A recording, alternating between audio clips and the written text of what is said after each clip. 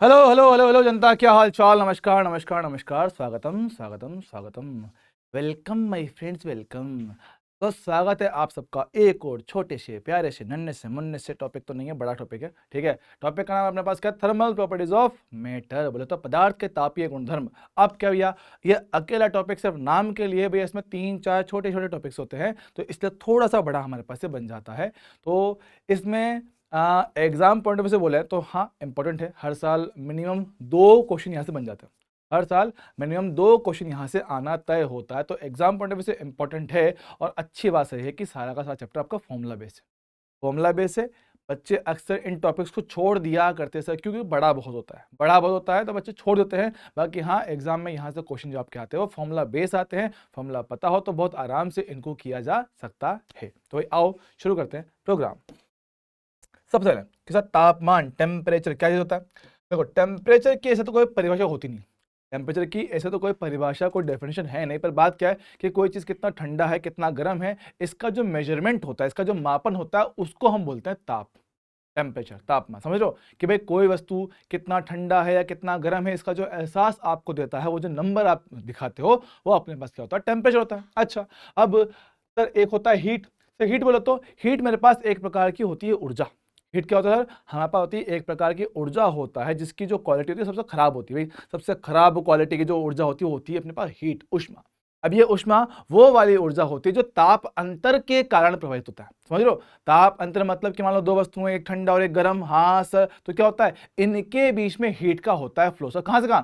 Heat का flow हमेशा naturally high temperature से लो की तरफ होता है। अच्छा, तो हीट का फ्लो सामान्यतः उच्च तापमान से निम्न ताप की ओर होता है। सर ठीक है, चलेगा, दौड़ेगा। अच्छा सर, तो भैया कंफ्यूज ना रहे कि दोनों बातें भैया एकदम अलग है। तापमान आपको सिर्फ ये दिखाता है कि कोई वस्तु कितना ठंडा या कितना गर्म है, और जो हीट होता है वो एक तरह की ऊर्जा होती है जो कि तापमान में अंतर के कारण प्रभावित होता है। चलेगा दोस्त? हाँ सर। अब होते हुए ताप मापा गुण। तो ताप मापा गुण उनको कहते हैं जो कि तापमान के साथ रेखीय रूप से परिवर्तित होते हैं।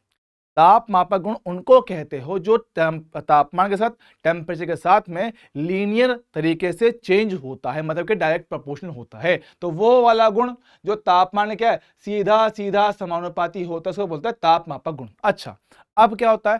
ताप मापक गुण जनरली हम लोग 4 बार पढ़ते हैं। एक में होता है केश नली में द्रव की लंबाई, जो कि हम लोग नॉर्मल थर्मामीटर में इस्तेमाल करते हैं। सर थर्मामीटर होता है, हाँ सर। बुखार आता है, यहाँ मुंह के अंदर रखते हो, तो उसमें जो द्रव भरा होता है उसकी लंबाई बढ़ जाती है, और उसके आधार पे आप लोग तापमान के बारे में बताते हो। भाई टेम्परेचर नापना है, बुखार आता है, मुंह के अंदर रखते हो, यहाँ बगल में रखते हो, सर जी हाँ, ऐसे, ठीक है। फिर टेम्परेचर चेक करते हैं, हाँ जी सर, तो वही चीजें होता है, ठीक है। दूसरा, नियत आयतन पर गैस का दाब। सर सभी लोग जानते हैं आइडियल गैस इक्वेशन के बारे में। यस सर, आदर्श गैस समीकरण होता है। हम कहते हैं कि नियत आयतन, कि अगर आयतन को कर दे कांस्टेंट, तो P जो होगा वो T के होगा समानुपाती। और यहां देखो मेरे पास ये पदार्थ गुण क्या है? कि मेरे पास गुण है आपका दाब, और ये तापमान के समानुपाती है। तो जो प्रेशर होगा, प्रेशर वो आपका क्या बनेगा? ताप मापक गुण बन जाएगा। सब बहुत बढ़िया। सब बिल्कुल सेम तरीके से उसी समीकरण में अगर हम लोग P को नियत कर दें, P को नियत कर दे तो V समानुपाती कितना? T बन जाता है। तो मेरे पास क्या है? अगर आयतन कांस्टेंट है तो P समानुपाती T बनता है, और अगर मेरे पास दाब नियत है तो आयतन बन जाता है तापमापक गुण। अच्छा, और इसके अलावा मेरे पास क्या, एक गुण और भी होता है, रुको, इसके अलावा मेरे पास क्या होता है सर? एक गुण और भी होता है सर। कौन सा वाला? हम कहते हैं ताप का प्रतिरोध, है ना, तार का प्रतिरोध। क्या पास क्या होता है? प्लेटिनम तार का जो होता है प्रतिरोध, वो भी तापमान T के समानुपाती होता है। तो भैया जैसे जैसे तापमान बढ़ेगा, उस तार का प्रतिरोध भी रेखीय रूप से बढ़ता चला जाता है। हाँ जी सर, आई होप ये ताप मापक गुण आपको पता होंगे। अब थर्मामीटर से हमारे पास कहता है बहुत सीधा सिंपल आसान क्वेश्चन बनते हैं। हमें बस एक सिंपल सा ये टेबल याद रखना है, एक डायग्राम है ना। तो डायग्राम भैया, अलग अलग तरह के स्केल मेरे पास होते हैं भैया। एक आपका होता है सेल्सियस स्केल, सेल्सियस स्केल होता है, यस सर। एक आपका होता है फ़ारेनहाइट,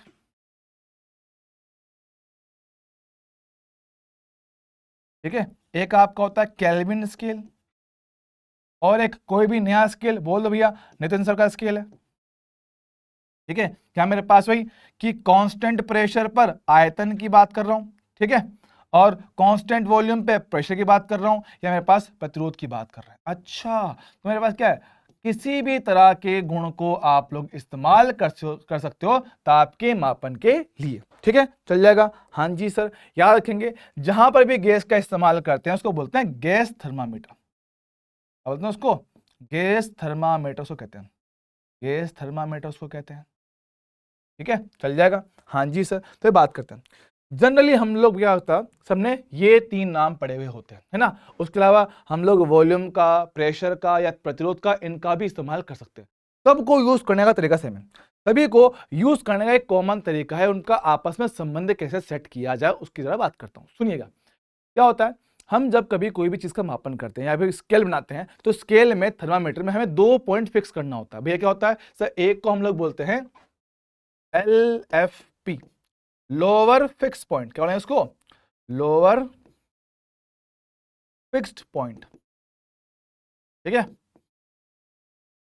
और एक आपका होता है UPF, है ना, upper fix point, upper fix limit बोल दो या पॉइंट बोल दो। हाँ सर, तो ये आपको फिक्स करना होता है। तो हम जो यूज करते हैं कौन से, लंबाई वाले थर्मामीटर के, गैस का केस में जो लंबाई होता है, हाँ सर, तो उनके लिए हम लोग जो लोअर लिमिट ये सेट करते हैं वो आपका होता है जल का या बोले बर्फ का गलनांक बिंदु। आपका बर्फ जहां पे गलना शुरू कर जाती है वो आपका पिघल के पानी बन जाता है। सर कितना होता है, 0 डिग्री सेंटीग्रेड, जो आपने याद किया हुआ है, ठीक है। और आपका अपर लिमिट क्या होता है, उसी जल का क्वथनांक बिंदु, बोल दो बॉइलिंग पॉइंट। अच्छा, तो मेरे पास क्या होता है, एक होता है मेल्टिंग पॉइंट, एक होता है बॉइलिंग पॉइंट, ठीक है। तो आपके ये स्केल हो गए। अब 3 स्केल है, तीनों ने अपने अपने हिसाब से, 3 साइंटिस्ट, तीनों ने अपने अपने हिसाब से एक पॉइंट माना हुआ है। सेल्सियस ने इसको 0 माना, फारेनहाइट को कितना 32 माना, और केल्विन ने इसको कितना 273 माना, ठीक सर। सेम तरह से अपर लिमिट सेल्सियस ने 100 माना, के फारेनहाइट ने 212, इसने कितना 373 माना। सर हमने कितना माना sir, TF freezing point, TF boiling point, sir बीच का कोई वैल्यू मेरे पास हो सकता है, ठीक है। सेम तरह से बात करें किसकी, कि कांस्टेंट प्रेशर पे वॉल्यूम की बात करता हूं, तो मान लो कि लोअर फिक्स पॉइंट V1 है, अपर फिक्स पॉइंट V2 है। सेम तरह से यहां मेरे पास इनके संबंध होंगे। अब से इनमें संबंध को कैसे स्थापित किया जाए, सबका तरीका फिक्स है। देखो, सबके बटे में क्या है, टोटल रेंज आएगा। देखो, अपर माइनस लोअर, 100 माइनस 0, अपर माइनस लोअर, यस सर, अपर माइनस लोअर, यस सर, ये माइनस ये डन, ये माइनस ये डन, ये माइनस ये डन, ये माइनस ये डन। देखो भैया, सबके बटे में वही कि भैया पूरी रेंज, इनका अंतर, ये पूरा अंतर हमें इसमें डालना रहेगा, ठीक है। फिर उसके ऊपर क्या लिखना है कि सर बीच वाली वैल्यू जो आपको मापन करना है, फिर जो आपको दे रखा है कि बीच वाला वैल्यू माइनस नीचे वाला, P माइनस 0 आया, बीच वाला माइनस नीचे वाला F माइनस 32, बीच वाला minus lower limit K minus 273, बीच वाला माइनस लोअर लिमिट डन, बीच वाला माइनस लोअर लिमिट डन, बीच वाला अपॉन लोअर लिमिट, है ना, बीच वाला माइनस लोअर लिमिट डन, बीच वाला माइनस लोअर लिमिट। सर ठीक है, हाँ। तो इस संबंध का इस्तेमाल करके आप किसी भी तरह के क्वेश्चन को कर सकते हो, तापमान से जुड़े हुए, थर्मामीटर से जुड़े हुए। सर ठीक है, चलेगा। अब जो मेजरली आपसे सवाल पूछे जाते हैं सर, क्या होता है, वो इन 3 पे आते हैं, इन्हीं 3 पे वो मेजर बात करता है। तो ये मेजर मैं इन्हीं के बारे में जरा बात करता हूं, ठीक है। सुनो, कि अगर मैं सेल्सियस और फारेनहाइट को सोल्व करूं तो देखो, तो कितना था, C माइनस 0 बटे में 100 आया था, F माइनस 32 डिवाइड में 212 माइनस 32 कितना का 180 आएगा। तो जी हाँ, इनको सोल्व करना तो मेरे पास क्या है, 100 हो जाएगा, उस तरफ सोल्व करोगे तो C और F में ये संबंध है। ये C और F क्या है, तो C और F क्या है, तापमान है। तापमान एक तो है सेल्सियस स्केल का और एक फारेनहाइट स्केल का। तो सेल्सियस और फारेनहाइट स्केल का जो मापन होता है उनका आपस में क्या है, संबंध है। अच्छा, चलेगा। सेम तरह से अगर मैं सेल्सियस और केल्विन का आपस में संबंध निकालो बिल्कुल ऐसे ही, तो वो मेरे पास कितना आता है सर, केल्विन का मान होता है Celsius plus 273, Celsius plus 273, 273। Sir ठीक है। बात कैसे इनमें छोटे से बदलाव की, स्मॉल चेंज की, हम कहते हैं कि अगर C में थोड़ा चेंज किया जाए, डेल्टा C बराबर 5/9 इंटू F का छोटा परसेंट डेल्टा F, और 32 तो फिक्स नंबर है, इसमें कभी कोई चेंज होता ही नहीं है, तो डेल्टा C बराबर 5/9 इंटू डेल्टा F मेरे पास होगा। सेम तरह से K का स्मॉल चेंज डेल्टा की, है ना, सी का स्मॉल चेंज डेल्टा सी, ये तो फिक्स नंबर, इसमें कभी कोई चेंज होता ही नहीं है, तो डेल्टा के बराबर डेल्टा सी। इसलिए बोलते हैं कि सेल्सियस स्केल हो या केल्विन का स्केल हो, दोनों में मेरे पास क्या होता है, तापमान का अंतर समान आता है। टेम्परेचर डिफरेंस आपका चाहे सेल्सियस में लो या केल्विन में लो, दोनों में वैल्यू मेरे पास सेम टू सेम निकल कर आता है। क्लियर है दोस्त? हाँ सर, ये बात अपने को एकदम क्लियर होना चाहिए। चलेगा, दौड़ेगा 1 नंबर। अच्छा, तो ये पास क्या है, ये तो आपका तापमान टेम्परेचर से रिलेटेड पार्ट हुआ खत्म। ठीक है, अगला पार्ट से मेरे पास में आता है थर्मल एक्सपेंशन। ये है इसकी सेकंड यूनिट, थर्मल एक्सपेंशन। क्या होता है समझेंगे।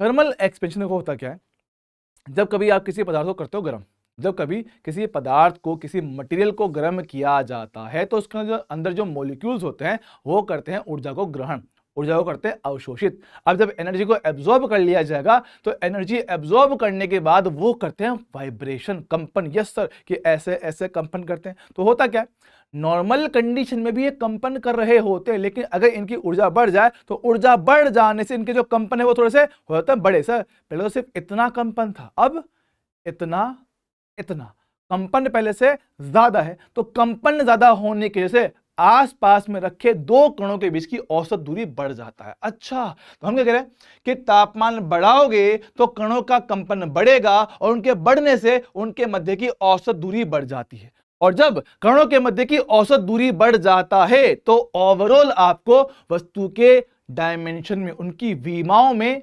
बढ़ोतरी देखने को मिलता है। अब से ऐसा क्यों होता है, इसका एक मेन कारण आपका होता है स्थितिज ऊर्जा का ना। स्थितिज ऊर्जा का आर के साथ ग्राफ, पोटेंशियल एनर्जी का आर के साथ जो ग्राफ होता है, वो मेन कारण इसका यही होता है। क्या होता है, हर एक सिस्टम चाहता है कि वो न्यूनतम ऊर्जा रखकर हमेशा स्टेबिलिटी में रहे। तो क्या होता है, ये वो बिंदु है जहां पे आपका ऊर्जा होता है न्यूनतम, और उसके लिए क्या है, कणों के मध्य की जो दूरी है वो फिक्स है, आर नोट है। लेकिन जिसे आपने गर्म किया, गर्म करने से सिस्टम की ऊर्जा जाती है बढ़, तो भाई सिस्टम की ऊर्जा बढ़ता है, ऊर्जा बढ़ेगा। देखो भैया, पहले ऊर्जा ई न्यूनतम था, मिनिमम स्टेबल कंडीशन था, लेकिन जैसे ही ऊर्जा बढ़ाएगा, तो ऊर्जा पहले सब ज्यादा, क्योंकि ऊर्जा आपने दिया है, तो होगा क्या, इस बार कणों के मध्य की दूरी बढ़ जाती है, और दूरी बढ़ जाने से उसकी ओवरऑल डायमेंशन बढ़ जाता है, एक्सपेंशन उसमें देखने को मिलता है। अच्छा, ठीक है सर, कुछ में कम भी होता है, कुछ में कम भी होता है। इसलिए हम लोग कहते हैं कि सामान्यतः जनरली जब कभी किसी पदार्थ को गर्म करते हैं, तो उसकी विमाएं बढ़ जाती हैं सामान्यतः। सबके लिए ये बात सत्य नहीं है। तुम बोलो सर फेविको आता है ना, क्या बोलता है, थर्माकोल आता है, थर्माकोल। हाँ सर, तो थर्माकोल को गर्म करता है तो सिकुड़ जाता है। हाँ सर, कुछ कम भी होते हैं।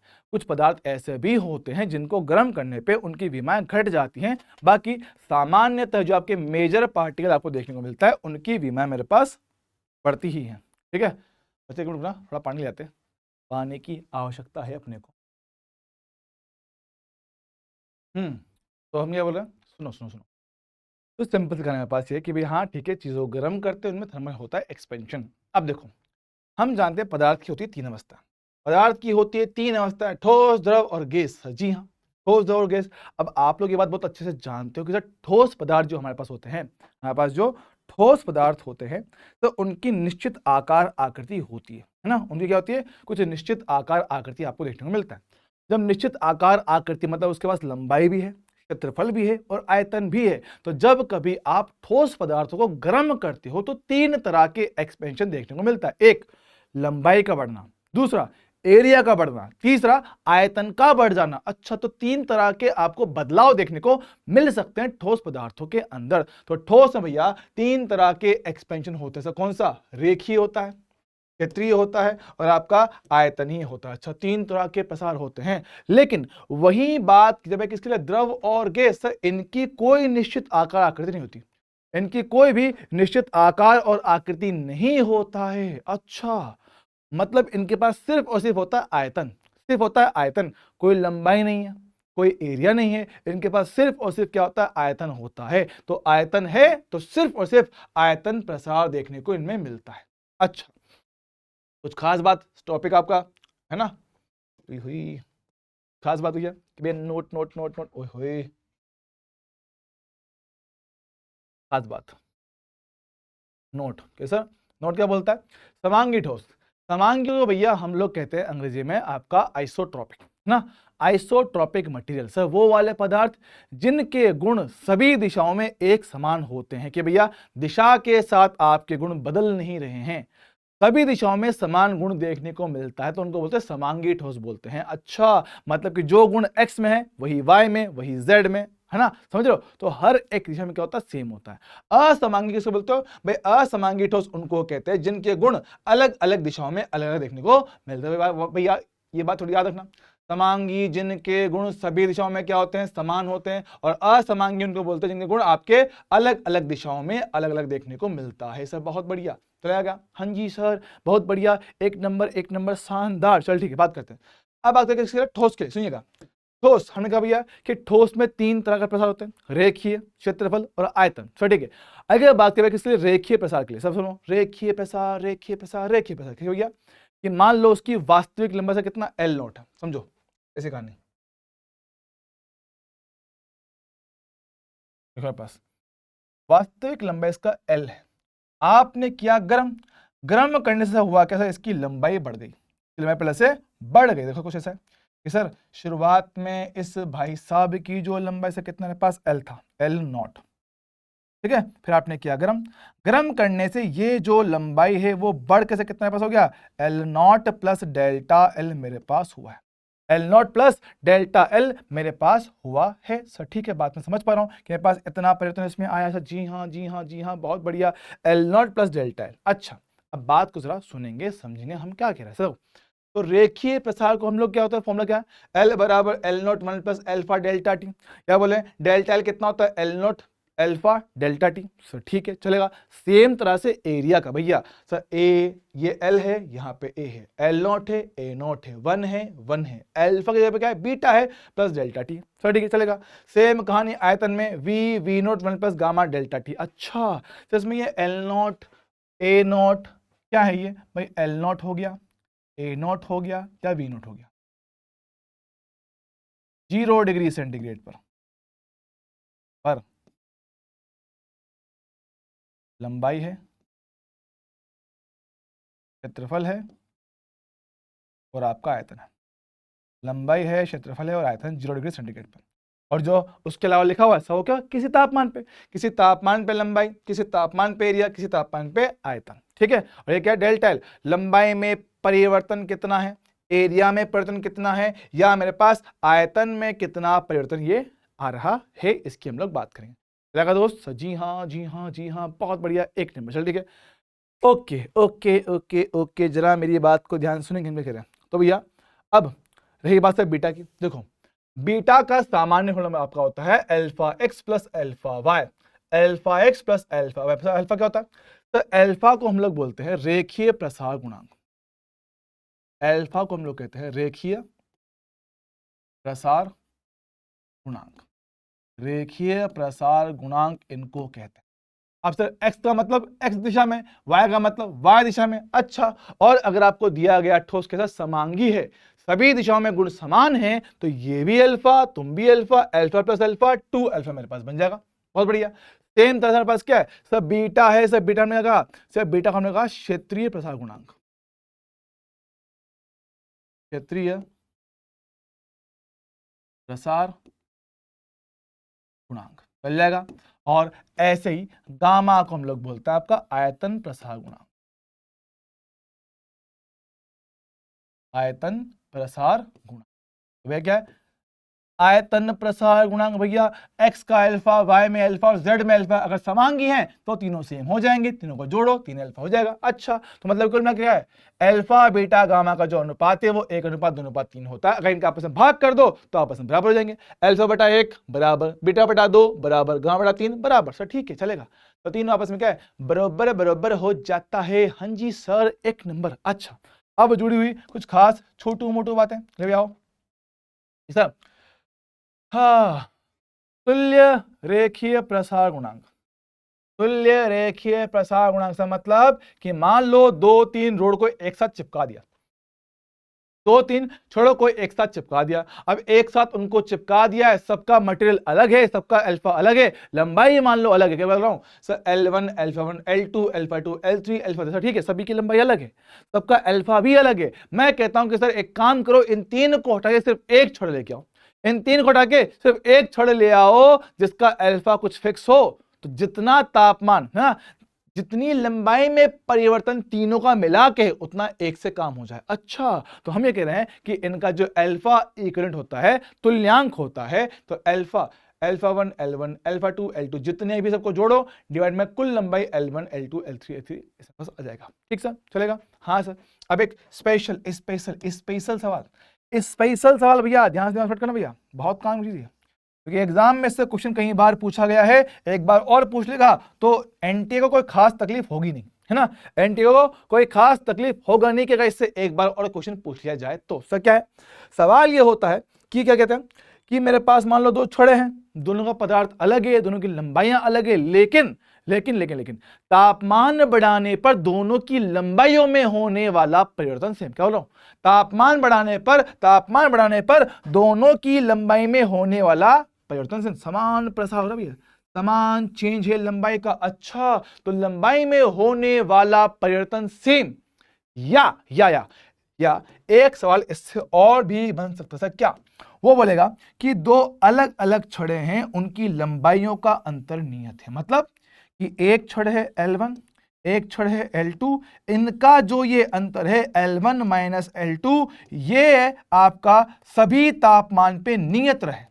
क्या बोल रहा हूं? दो अलग अलग छड़ों की लंबाइयों का जो अंतर है वो सभी तापमान पे सेम रहे, कांस्टेंट रहे। उसके लिए भी क्या कंडीशन है सर? कंडीशन ये रहा, डेल्टा L1 बराबर डेल्टा L2, मतलब जितना परिवर्तन तेरे में है उतना ही तेरे में है, ताकि घटाने पर कितना जीरो है। तो लंबाई में जो आपका समान प्रसार हो या उनका अंतर समान है, तो मेरे पास क्या है L1 अल्फा 1 बराबर L2 alpha.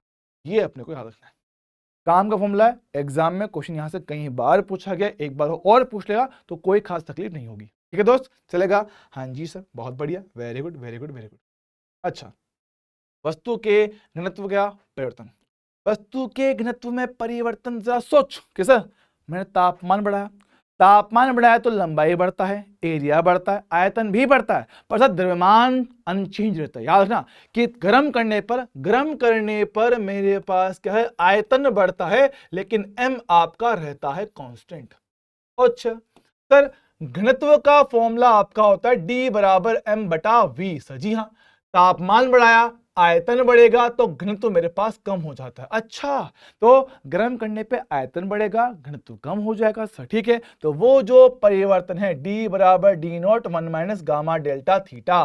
Sir delta theta बोले तो तापमान में परिवर्तन, डेल्टा थीटा बोले तो तापमान का परिवर्तन होता है। और हाँ, आपका जो होता है डी नॉट, यह प्रारंभिक घनत्व 0 डिग्री सेंटीग्रेड पे, ये किसी तापमान पर है। गामा आपका वही आयतन प्रसार गुणांक मेरे पास होता है। ठीक है, गामा आपका वही आयतन प्रसार गुणांक होता है। सर ठीक है ठीक है ठीक है, चलेगा, एक नंबर, बहुत बड़ी शाबाश। अब मेरे पास क्या, यह है आपके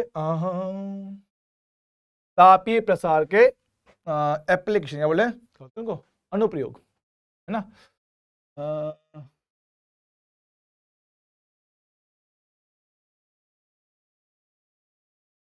तापीय प्रसार के अनुप्रयोग, एप्लीकेशन एप्लीकेशन। ठीक है, अब आता क्या, सिर्फ याद रखने के लिए होती है, हालांकि सवाल यहाँ से कुछ खास बनता नहीं है, बस याद रखने के लिए। ठीक है, सुनिएगा क्या कह रहा हूँ। सब पहला बायमेटालिक स्ट्रिप। सर क्या होता है? बायमेटल मतलब द्विधात्विक पट्टिका, द्विधात्विक पट्टिका कि भाई दो अलग अलग धातुओं को चिपका के बनाई एक पट्टिका है।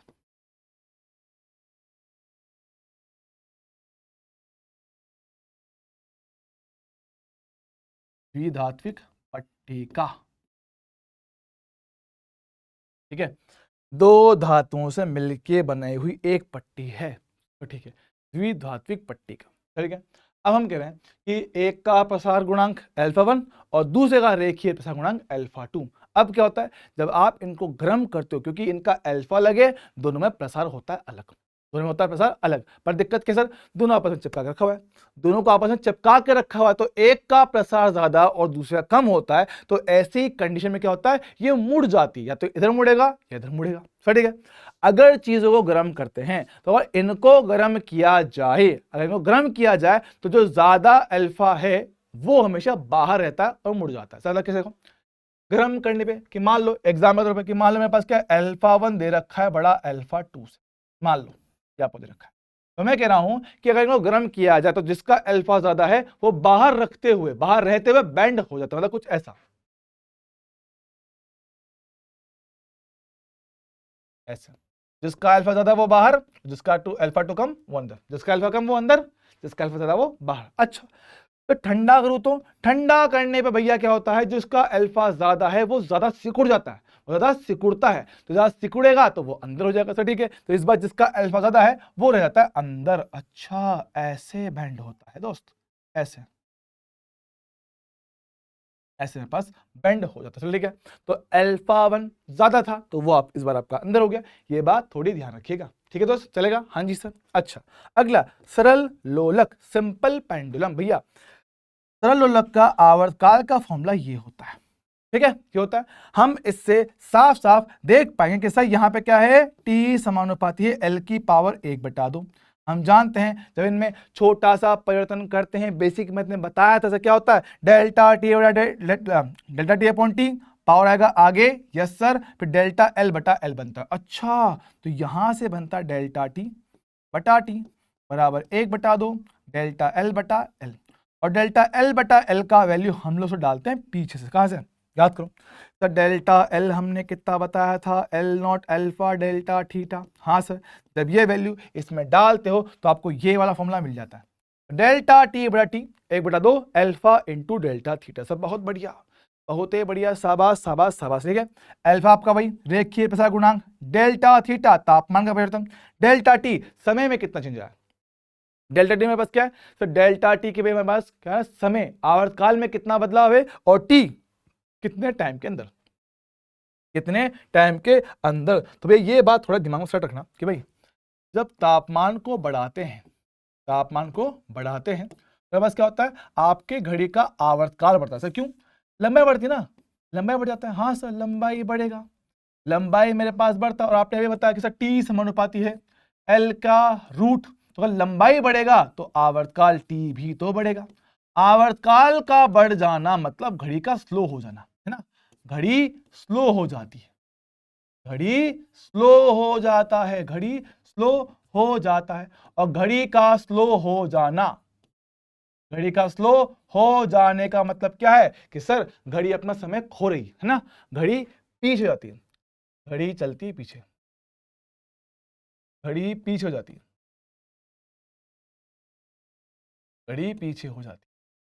ठीक है, चल ठीक है, बहुत बढ़िया बहुत बढ़िया। सर ऐसे ही क्या बोला कि अगर तापमान को कम किया जाए, तापमान कम होता है तो लंबाई, लंबाई कम होती है सरल लोलक की। मेरे पास क्या है, इसी फॉर्मूला से अब लंबाई कम हुआ है तो आपका आवर्तकाल, आवर्तकाल आपका कम हो जाता है, आवर्तकाल आपका हो जाता है कम, तो इसके हिसाब से आपकी घड़ी अब चलती है फास्ट, घड़ी फास्ट हो जाता है, घड़ी फास्ट हो जाता है। अच्छा, और घड़ी का फास्ट होना मतलब घड़ी चलती है आगे, घड़ी आगे हो जाती है। ये होता है ना सर, आपका जब सर्दी का मौसम होता है घड़ी अपने नॉर्मल टाइम से आगे पहुंच जाती है। अच्छा सर, ऐसा होता है क्या? सर बिल्कुल, ऐसा काम बिल्कुल आपको देखने को मिल जाता है। अच्छा, तो क्या आप लोग मेरी बात समझे? सर जी हाँ, बिल्कुल हम ये बात समझ पा रहे हैं। आई होप इसमें हमें किसी तरह की कोई समस्या, टेंशन, दुख दर्द, पीड़ा वाली बात नहीं होगी। अच्छा, एक बात समझेंगे, तो डेल्टा टी बटा टी आपने कितना कहा कि सर ये बता 1/2 अल्फा डेल्टा थीटा। तो टी को वहां भेज दो, टी को वहां भेजूंगा तो डेल्टा टी पे कितना समय बदलाव हुआ है, alpha delta theta into capital T. अच्छा, अगर वो बोलता है कि भैया कि हमने 1 घंटे में कितना समय गवा दिया है, कितना समय हमने जोड़ लिया इनके हिसाब से, ठीक है, तापमान बढ़ाते हैं, हमने समय गवाया है सर, ठीक है, तो हम बोले मान लो 1 घंटे में, क्या हम बोलो 1 घंटे कि भाई 1 घंटे में कितना समय गवा लिया है ना, 1 घंटे में, तो टी का मान लो कितना, 1 घंटे लगो, तो 1 घंटे में होता है 3600 सेकंड। वाह सर, 3600 सेकंड मेरे पास ये होता है, तो भैया 1 घंटे के बाद करता है, तो डेल्टा टी कितना लिखोगे 1/2 अल्फा डेल्टा थीटा से कितना बचेगा 3600 सेकंड। बढ़िया चल जाएगा। हाँ सर, वही बात से मैं पूछ करूँ कि एक दिन में, है ना, कि एक दिन में कितना समय आपने गवा दिया। वन डे बोले तो 24 आवर्स, 24 घंटे, तो उन्हीं 24 घंटों में घड़ी जितना समय गवा देगी या पा लेगी, दोनों, है ना, क्या करते हैं भाई, टाइम कितना, टी का वैल्यू कितना 24 घंटे, और 1 घंटे में आपका होता है 3600 सेकंड। जब इनको गुणा 86,400 कुछ मेरे पास आता है, तो 1/2 अल्फा डेल्टा थीटा 86,400 ये नंबर कुछ होता है। एक बार ना जब मैं क्रॉस चेक कर लूँ, थोड़ा भूल जाता हूँ, है ना, 1 मिनट रुकिएगा, क्रॉस चेक कर लिया जाएगा बाबू, गलत डेटा नहीं जाना चाहिए। दुर्घटना से देर भली, चलेगा क्या 3600 × 24, यस आई एम करेक्ट। चलिए दोस्तों, हाँ जी सर, वेरी गुड, आगे जरा कहानी को बढ़ाया जाए। अब क्या तापीय प्रतिबल, तापीय प्रतिबल हम ये कहते हैं कि अगर मान लो कि एक छड़ ली जाए, एक छड़ को लेके आएंगे, यस सर, छड़ को 2 फिक्स दीवारों के बीच में टांग देंगे, छड़ को 2 फिक्स दीवारों के बीच में टांग दिया जाए, हाँ सर, और अब इसको गर्म किया जाए, तो गर्म करने से होगा क्या सर, ये फैलना चाहेगी और दीवार उसको रोकेगा, ये फैलना चाहेगा और दीवार उसको रोकना चाहेगा। अच्छा, तो ये फैलना चाहता है, दीवार रोकेगा अंदर की ओर ऐसे रिएक्शन फोर्स लगा के, रिएक्शन फोर्स क्या है, आर लगा के इसको रोकना चाहेगा। तो अंदर जब आपने सब फोर्स लगाया है तो उससे क्या आता है, स्ट्रेस आता है, प्रतिबल आता है। तो प्रतिबल सिग्मा थर्मल स्ट्रेस, तापीय प्रतिबल क्या फॉर्मूला बनता है, y alpha delta t. Y क्या होता है, वाई भैया वही यंग्स प्रत्यास्थता गुणांक, ओहो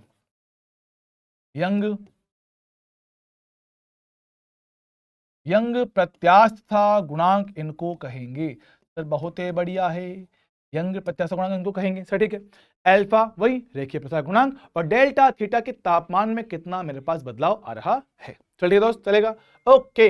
अगर आपसे पूछे कि भाई रिएक्शन फोर्स कितना होगा, याद करते हैं सर, स्ट्रेस मेरे पास होता है बल बटे एरिया, तो एरिया को करेंगे गुणा, तो एरिया आएगा यहाँ पे वाई अल्फा डेल्टा थीटा, ये मेरे पास आपका होता है बल, रिएक्शन फोर्स। अच्छा, और विकृति सर, विकृति को तरीके से तो कि भैया विकृति आती ही नहीं सर, क्यों, कि भैया आपने उसको फिक्स कर रखा है ना, दोनों एंड तो फिक्स है, लंबाई में कोई चेंज हुआ ही नहीं।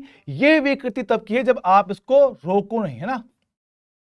मुक्त छड़ के लिए, मुक्त छड़ में जो विकृति, मुक्त मतलब कि जिसको आपने दीवार से रोका नहीं है, आपने सिंपल गर्म किया है, लंबाई में परिवर्तन आपने देखा है, तो क्या बोल रहा हूं, मुक्त छड़ के लिए विकृति डेल्टा एल बटा एल कितना, अल्फा डेल्टा थीटा मेरे पास होता है, अल्फा इंटू डेल्टा थीटा मेरे पास ये आता है सर। ठीक है, चलेगा, बहुत बढ़िया, वेरी गुड, बात समझते हैं। अब अगली कहानी आपका द्रवों में आपका तापीय प्रसार। हम बोल चुके हैं भैया कि सर द्रव के पास होता है सिर्फ और सिर्फ आयतन, द्रव के पास क्या होता है सर, द्रव के पास सिर्फ और सिर्फ होता है आयतन, और आयतन में ही प्रसार देखने को मिल जाता है। लेकिन सर द्रव कोई हवा में थोड़ी रहेगा, उसको रखने के लिए एक चाहिए हमें क्या, बर्तन, यस सर, एक बर्तन चाहिए, एक सॉलिड का बर्तन, ठोस पदार्थ का बना हुआ बर्तन सर, ठीक है। तो ठोस पदार्थ के बर्तन में इसको सर रखते हो सर द्रव को। अच्छा, तो मेरे पास क्या है, एक तो है लिक्विड एल और एक है आपका सॉलिड एस। अच्छा, जब आप इस चीज को गर्म करते हो, जब आप लोग इस चीज को गर्म करते हो, तो दो सॉलिड और लिक्विड दोनों में प्रसार होता है, सॉलिड और लिक्विड दोनों में ही प्रसार होता है, मतलब बर्तन का भी प्रसार होता है और द्रव का भी प्रसार होता है। भैया दोनों में क्या है, थर्मल एक्सपेंशन है, समझो।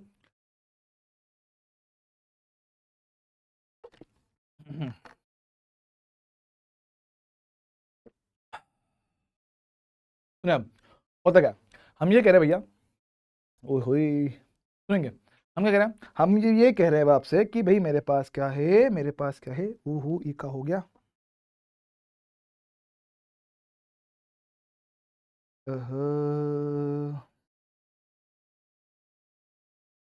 ठीक है। अब हम आपसे ये कह रहे हैं कि कहानी कुछ ऐसे है कि अगर हम ये कह रहे हैं, अगर मेरे पास बर्तन का प्रसार होता है, मतलब कि सॉलिड का प्रसार होने से, उनका आयतन बढ़ने से बर्तन बड़ा होता है, तो लेवल मेरे पास गिर जाता है द्रव का, ओके। लेकिन वहीं अगर लिक्विड का प्रसार हो, तो उसके प्रसार से पानी की मात्रा बढ़ेगी, द्रव की मात्रा बढ़ेगी और लेवल मेरे पास बढ़ जाता है। अच्छा, अब दोनों काम हो रहे साथ साथ, दोनों काम हो रहे हैं साथ साथ, तो जो काम बड़ा होता है उसकी बात मान ली जाती है। हम ये कहते हैं कि सर अगर मेरे पास क्या है, सॉलिड का मतलब बर्तन का गामा ज्यादा है लिक्विड की तुलना में, तो लेवल मेरे पास घट जाता है।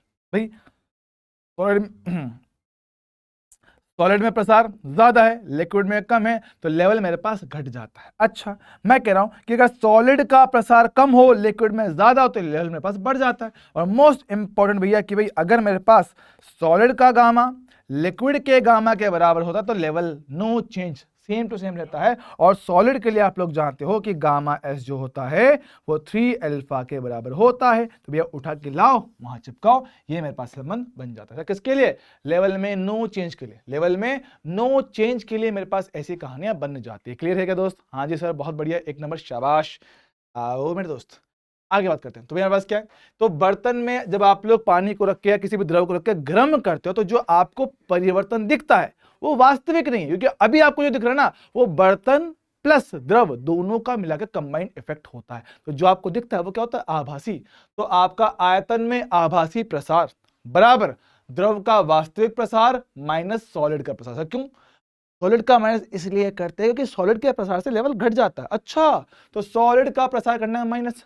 सेम तरह से गामा आभासी, सर आयतन नहीं प्रसार है ना, आयतन प्रसार गुणांक, तो गामा आभासी बराबर gamma real minus gamma solid. Gamma solid को 3 इंटू अल्फा एस भी आप लोग कह सकते हो। चलेगा दोस्त? हाँ सर, बहुत बढ़िया। काम की बात, जल के बारे में देखो क्या होता है। दुनिया में हम जो बात करते हैं जनरली एक जनरल बात करते हैं कि जब कभी किसी भी ठोस को गर्म करके पिघलाते हो तो उसका आयतन बढ़ता है। ये बात है, ठोस को पिघला के जब गर्म किया, जब उसको गर्म करके पिघलाते हो तो उसका आयतन बढ़ता है। जब उसको और गर्म करते, जब वो गैस बन जाता है तो उसमें और भी ज्यादा आयतन बढ़ जाता है। हम बचपन से यही पढ़ते हैं ना कि भाई सॉलिड का आयतन कम होता है, फिर द्रव का ज्यादा होता है, फिर गैस का और ज्यादा होता है, ऐसा पढ़ते हैं। लेकिन जल एक ऐसी खराब चीज है भाई साहब, एक बहुत बड़ी खराब चीज है कि सर जब हम लोग बर्फ को गर्म करते हैं, बर्फ को गर्म करके उसको पिघलाया जाता है, सर उसका आयतन बढ़ता नहीं, घट जाता है। उसका आयतन क्या है? घट जाता है। सर कब तक? 4 डिग्री सेंटीग्रेड तक। मतलब कि हम ये कह रहे हैं कि जो जल का होता है आयतन, आयतन तापमान T के साथ, तो क्या होता है सर? आयतन पहले घटता है, आयतन पहले घटता है फिर बढ़ता है। मतलब 4 डिग्री सेंटीग्रेड पर आपको इसका जो होता है आयतन वो न्यूनतम देखने को मिलता है। अच्छा, सेम कहानी अगर बात करें किसके लिए? घनत्व के लिए, डेंसिटी डी के लिए। डेंसिटी डी तापमान T के साथ ग्राफ बनता है कुछ ऐसा। अच्छा, तो हम ये कह रहे हैं कि 4 डिग्री सेंटीग्रेड पर जो आपको मिलता है घनत्व वो मिलता है सबसे ज्यादा, मैक्सिमम। अच्छा, तो 4 डिग्री सेंटीग्रेड पर जल का जो होता है घनत्व वो सबसे ज्यादा होता है। पॉइंट याद रखने वाला है, ठीक है?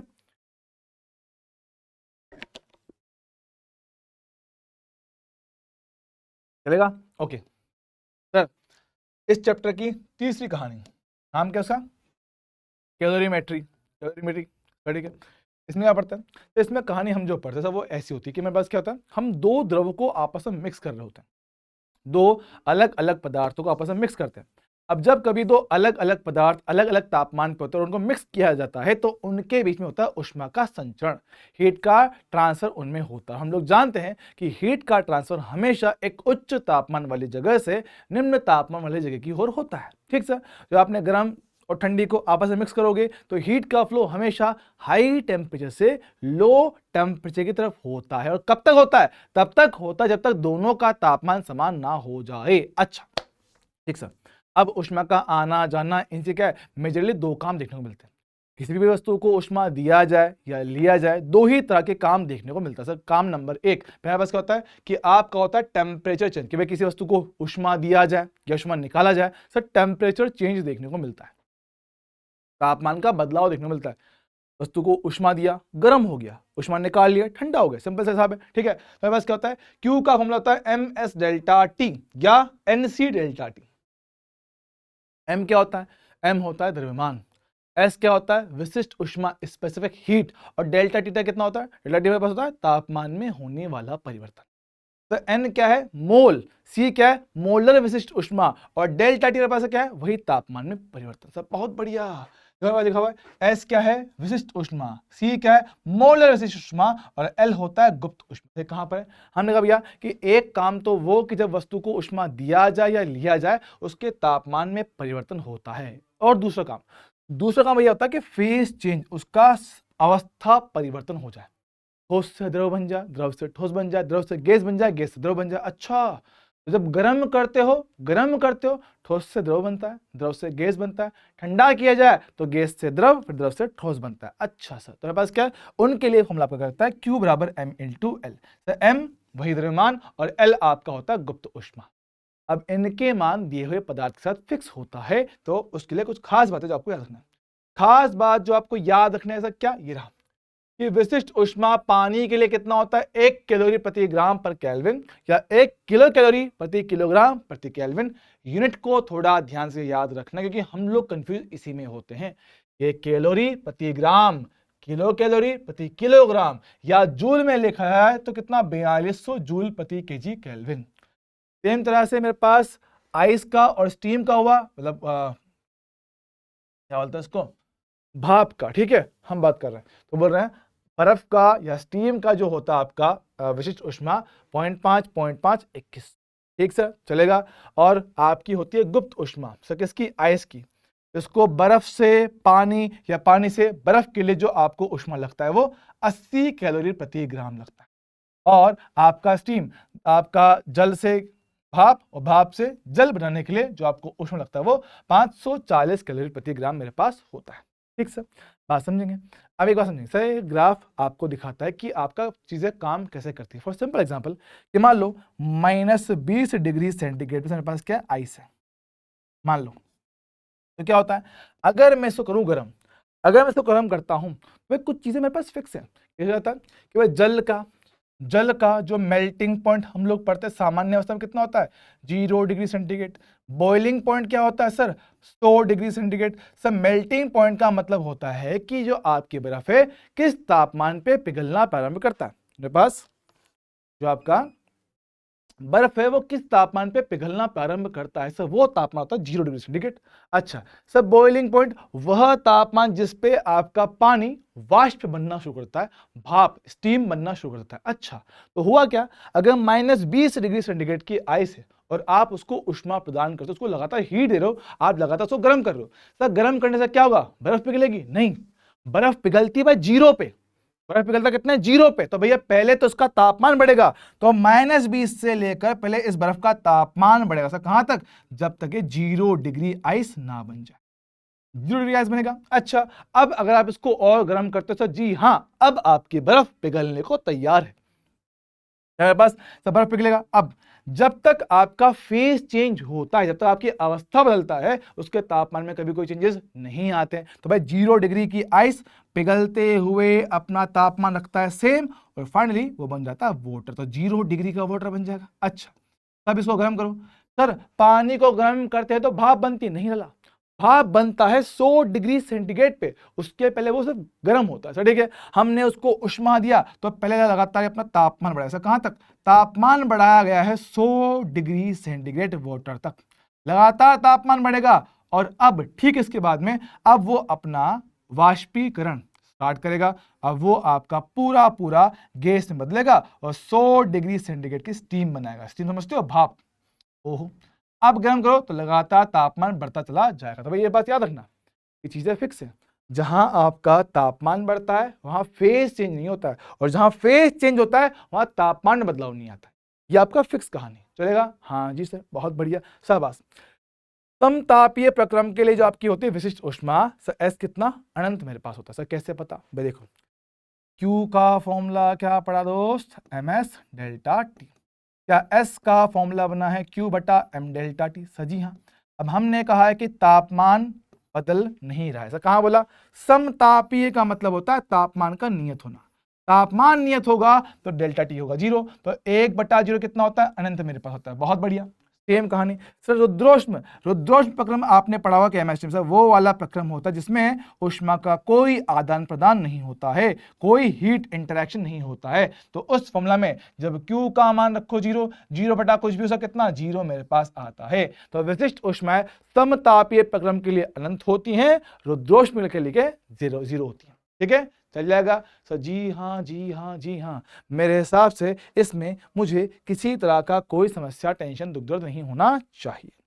ओके, यहां बात करते हैं कि सर एक सिंपल मेरे पास कहिए, आपका उसको बोलते हैं फेज डायग्राम, जल का फेज डायग्राम, जल का अवस्था चित्र, है ना, समझिएगा। ये बस सिंपल है प्रेशर और टेम्परेचर का। ठीक है, बात समझते हैं भाई। जल बोला अपने पास पदार्थ की 3 अवस्थाएं, ठोस, द्रव और गैस। तो सेम तरह जल की भी 3 अवस्थाएं बनती हैं। सॉलिड जिसको बोलते हो आइस, लिक्विड जिसको आप लोग बोलते हो पानी, और गैस बनता है उसका स्टीम, भाप। अच्छा सा, अब क्या होता है सामान्य अवस्था जो आप सभी लोग जानते हो, सर कौन सी, कि सर कि अगर मेरे पास बात करें नॉर्मल टेम्परेचर प्रेशर की ना, कि भैया मेरे पास क्या है, वायुमंडलीय दाब है, 1 एटमॉस्फेयर है, 1 एटीएम का प्रेशर है, 1 एटीएम का प्रेशर है। अब अगर यहाँ पे किसी बर्फ को उष्मा दी जाए, किसी बर्फ को उष्मा दिया जाए, उसको हीट दिया जाए, तो होता क्या सर, तो बर्फ सबसे पहले क्या आपका बनता है लिक्विड में, बर्फ पिघल के पानी बनता है। सर किस तापमान पे, सर 0 पे। हमने बोला है कि बर्फ आपका सॉलिड से लिक्विड में एंट्री मारता है, सर कब, जब उसका तापमान कितना 0 डिग्री पहुंचता। तो बहुत बढ़िया, उसको और उष्मा दोगे सर, लगातार उसका तापमान बढ़ता, तापमान बड़ा बड़ा बड़ा बड़ा बड़ा बड़ा यहां पहुंचा, और जब जैसे ही उसका तापमान 100 डिग्री होता है, वो लिक्विड से गैसेस स्टेट में एंट्री मार लेता है। सर बहुत बढ़िया, ये बात सब लोग जानते हैं, ये बात सभी लोग जानते हैं। लेकिन कुछ खास बात जो ध्यान रखने वाली, मैं कह रहा हूं कि अगर मैं प्रेशर बढ़ा दूं, मैं कह रहा हूं कि सर अगर प्रेशर बढ़ा दिया जाए, मतलब मान लो कि मैंने प्रेशर 1 एटमॉस्फेयर से थोड़ा रख दिया ज्यादा,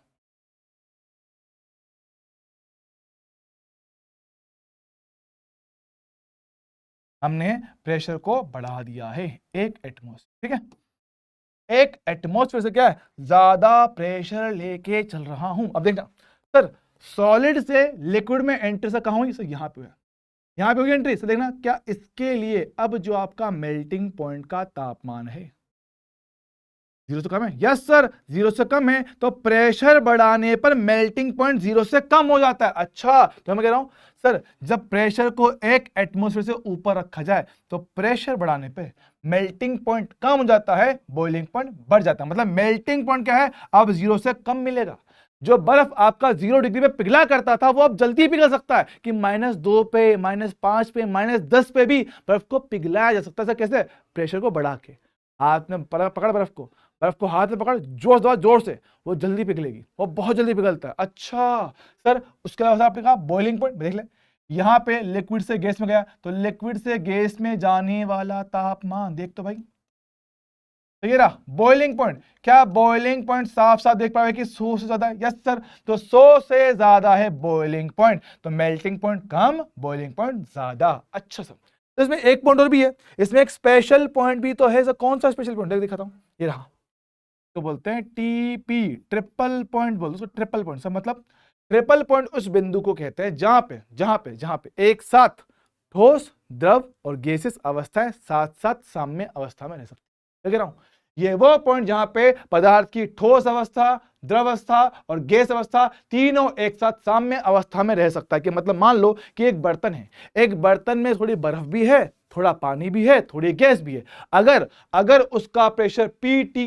बोलो तो मेरे पास 0.61 किलो पास्कल, टीसी बोलो तो 273.16 केल्विन, या बोले 0.01 डिग्री सेंटीग्रेड, अगर मेरे पास ये तापमान और ये प्रेशर है उस बर्तन के अंदर, तो उस बर्तन के अंदर बर्फ भी रहेगी, पानी भी रहेगा और स्टीम भी रहेगी। और सबसे बड़ी बात, ना तो बर्फ पिघलेगी, ना पानी जमेगा, ना गैस आपकी ठंडी होकर पानी बनेगी, सब जैसे हैं बिल्कुल वैसे के वैसे रहेंगे, वो रहेंगे साम्य अवस्था में। अच्छा, और सबसे भयंकर चीज के मान लो अगर आपने प्रेशर पीटी से कम कर दिया, पीटी से कम करके अब आप उसको गर्म करो, अब आपका जो पानी है ना, जो आपका बर्फ है, बर्फ सीधा गैस बनेगा, लिक्विड आएगा ही नहीं, लिक्विड आएगा ही नहीं, आपका बर्फ सीधा गैस बनेगा अगर आपका प्रेशर इससे भी कम कर दिया जाए। सच्ची में, हाँ मैं सच्ची बोल रहा हूं गारंटी के साथ। क्या ये बात समझे क्या सर? बिल्कुल मैं आपकी बात समझाऊं तो ये बात जो हम थोड़ा क्लियर रखना काम का पॉइंट है, ठीक है। यहां से अक्सर इस पार्ट से क्वेश्चन बहुत पूछते, तो ये part exam point of view से काफी ज्यादा इंपॉर्टेंट, इस बात को ध्यान रखना। एग्जाम में इस पर क्वेश्चन आता है, आया हुआ है, आगे भी पूछ सकता है। चलेगा दोस्त? हाँ सर चलेगा, डन सर। अच्छा, अब प्रिंसिपल ऑफ कैलोरीमेट्री। भाई कैलोरीमेट्री में प्रिंसिपल क्या होता है सर? प्रिंसिपल सिर्फ इतना सा है कि जब कभी दो द्रवों को आपस में मिक्स करते हो, जब कभी दो चीजों को आपस में मिक्स किया जाता है, सर होता क्या है सर? कहानी सिर्फ इतना सा है, कहानी सिर्फ इतना सा है कि हमारे पास क्या होता है, एक आपका ऊष्मा रिलीज करता है, एक ऊष्मा देता है और दूसरा ले रहा होता है। भाई जिनको आपस में मिक्स करोगे, जिन दो चीजों को आपस में मिक्स किया जाता है कि एक तो ऊष्मा छोड़ता है, दूसरा उसको एब्जॉर्ब करता है, यही इसका छोटू सा प्रिंसिपल मेरे पास होता है। ये इसका छोटू सा प्रिंसिपल मेरे पास होता है।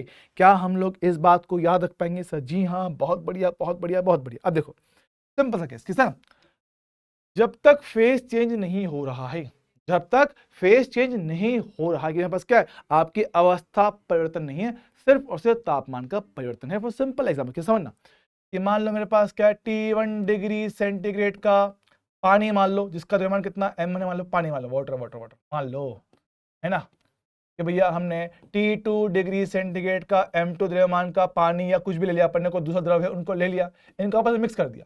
अब मिक्स कर रहे हैं तो क्या हो रहा है, अवस्था परिवर्तन नहीं हो रहा है, क्योंकि जो भी तापमान आएगा वो इनके बीच की वैल्यू आएगी, जो भी आपका अंतिम तापमान होगा वो इनके बीच का ही होगा। तो हम कह रहे हैं कि अगर अवस्था परिवर्तन नहीं है तो भैया डायरेक्टली आप लोग इस फॉर्मूले का इस्तेमाल करके उनका अंतिम तापमान निकाल सकते हो। MST पहले का MST दूसरे का बटे MS पहले दूसरे का, चलेगा। तीन होंगे तो तीन के लिए भी सेम फॉर्मूला लगेगा, ठीक है सर, चलेगा। लेकिन सर मैं कहता हूं कि अगर अवस्था परिवर्तन हो तब क्या किया जाए, अवस्था परिवर्तन हो तब क्या किया जाए सर, ये तो बताओ।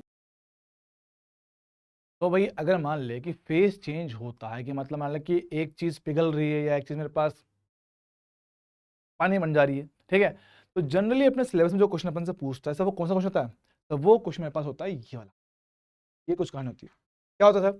इसमें कहानी सिर्फ और सिर्फ इतना सा होता है कि सर मेरे पास मान के बर्फ है, आइस, आइस सर, बर्फ है, -θ1 डिग्री सेंटीग्रेड और उसका द्रव्यमान सर कितना m1 है। सर माइनस थीटा बोले तो माइनस थीटा कुछ भी हो सकता है, माइनस का 10 डिग्री, माइनस का 20 डिग्री, -25 डिग्री, -50 डिग्री, कुछ भी हो सकता है। और उसका द्रव्यमान कितना m1 है, 2 ग्राम, 5 ग्राम, 10 ग्राम, 15 ग्राम, 1 किलो, कुछ भी हो सकता है, ठीक है, चलेगा।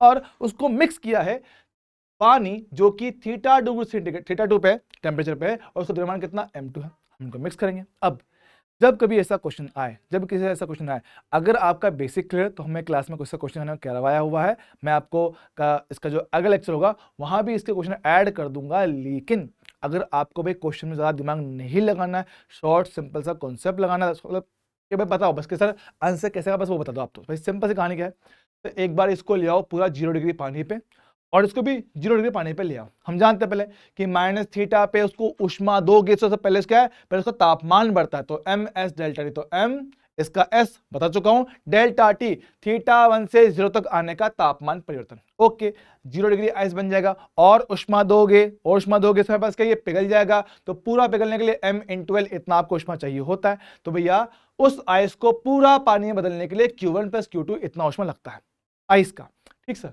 पानी आपका ठंडा हो रहा है, वो उष्मा दे रहा है, रिलीज कर रहा है सर, ठीक है, तो बस क्या है, इसको 0 तक ले क्या हो, ms डेल्टा टी तापमान का परिवर्तन, बस सीधा सिंपल सा। अब मैं कहता हूं कि मान लो बर्फ को जो उष्मा चाहिए Q1 + Q2, अगर वो मेरे पास ज्यादा है जितना ये दे सकता है, अगर वो उसको पूरा पिघलने के लिए जो उष्मा मांगता है Q1 + Q2, अगर मैं उससे कम दे सकता हूं, अगर हम उससे कम देंगे तो बर्फ पूरा नहीं पिघलता है, बर्फ कभी पूरा नहीं पिघलेगा, पूरा नहीं पिघलेगा मतलब अंतिम तापमान से कितना, 0 डिग्री सेंटीग्रेड आएगा। अंतिम तापमान, फाइनल तापमान से कितना है, बस 0 डिग्री सेंटीग्रेड होगा सर, ठीक है, चलेगा, ओके डन। अच्छा, अब इसमें क्वेश्चन क्या पूछ सकता है सर? सवाल तो एक तो यही है, पहला सवाल तो ये कि मेरे पास कि अंतिम तापमान कितना होगा, 0 डिग्री सेंटीग्रेड, ओके सर। और अगली सवाल मेरे पास क्या होगी, वो ये होगा कि जल का अंतिम मात्रा मेरे पास क्या होगा। देखो सर, एक जल तो पहले से ही ना, हाँ सर, और थोड़े बहुत बर्फ पिघलेगा, तो पहले से कितना मात्रा है और कितना बर्फ और पिघल गया वो मिलाओगे तो जल की अंतिम मात्रा मिल जाएगी। पर सर कितना पिघला ये कैसे पता करूं? भाई देखो, करना क्या है कि आपने कितना दिया उसमें से इस Q1 को घटा दो। Q1 कौन सा सर? Q1 वो वाली ऊष्मा जिसमें बर्फ का तापमान बढ़ रहा था सर, ठीक है। तो मैं कह रहा हूं कि Q3 माइनस Q1 इतनी ऊष्मा मेरे पास काम आएगी बर्फ को पिघलाने में। तो Q3 माइनस Q1 बराबर m डैश, वो बर्फ जो आपकी पिघल गया है, इंटू L आपको पता होता है, तो m डैश निकालना, याद रखना, कुल मात्रा आपको मिल जाएगी। Clear sir? चल ठीक है, चलेगा। अगर बात करेंगे मेरे पास कि मान लो कि Q1 प्लस Q2 मेरे पास छोटा आ गया Q3 से, मेरे पास क्या है कि जितना हमें इसको पिघलाने के लिए ऊष्मा चाहिए ये उससे ज्यादा दे रहा है, ये उससे ज्यादा दे रहा है। तो जितना ज्यादा दिया है वही काम मेरे पास किस में आएगा? तापमान बढ़ाने के। अच्छा, वो मेरे पास काम आएगा, तापमान बढ़ाने में काम आएगा सर, ठीक है। तो मेरे पास क्या है, अब आपका अंतिम तापमान 0 डिग्री से कुछ बड़ा होना चाहिए। मेरे पास जो अंतिम तापमान है वो 0 से बढ़ेगा गारंटी के साथ। आपसे वो कितना होगा, वो कैसे निकाला जाए, मैं उसका भी सिंपल फंडा कि भाई कुछ मत करो कि भैया अब जो आपका अंतिम तापमान था, अब जो आपका अंतिम तापमान था उसको 0 ना मानो, उसको भाई टी मान लो। तो 0 नहीं, इसको टी मान लो, टी फाइनल। उसको भी कितना? टी फाइनल मान लो। और सेम कहानी से, कौन सी कहानी कि भाई मेरे पास क्या है, अब Q1 प्लस Q2 बराबर Q3 कर दो। कैसे? देखो Q1 पहला बर्फ को पिघला, बर्फ का तापमान बढ़ाना, M1S1 delta T, done sir. फिर मेरे पास क्या है, बर्फ को पिघलाना भी है ना। रुको, कुछ चीज में ऐड करना पड़ेगा, एक मिनट, कुछ मैं डायरेक्ट का फॉर्मूला बता पाऊँ, रुकना। अगर इसका कुछ डायरेक्ट फॉर्मूला बना पाए तो ज्यादा अच्छा रहेगा ना मेरे लिए। रुको भैया, नहीं यार करना पड़ेगा, चलो कोई नहीं, ऐड कर दो, रुको।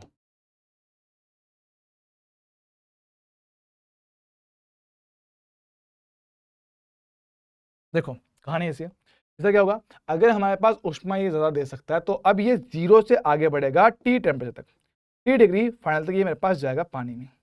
और उसका भी जो तापमान है इसका, ये भी कुछ फाइनल TF रहेगा, 0 नहीं आएगा, 0 से कुछ ज्यादा आएगा, 0 से कुछ ज्यादा मेरे पास आएगा। तो बर्फ की बात करें सर, सबसे पहले बर्फ का तापमान बढ़ाऊंगा M1S1 डेल्टा टी, फिर बर्फ को पिघलाऊंगा M1 इंटू एल, फिर उस पानी को भैया तापमान बढ़ाऊंगा M1S डेल्टा टी। ये किसके भैया? आइस के लिए। सेम कहानी बाकी इस पानी के लिए, इस पानी का द्रव्यमान M2, इसकी विशिष्ट ऊष्मा S वाटर और डेल्टा टी मिल जाएगा। ये भी किसके लिए? S water. कितना? बस S आइस के लिए, ठीक है दोस्त, चल जाएगा। इसको लगाना और टी फाइनल आप लोग निकाल पाओगे। भाई याद रखना, यहाँ पे डेल्टा टी का मतलब क्या है? T final minus 0।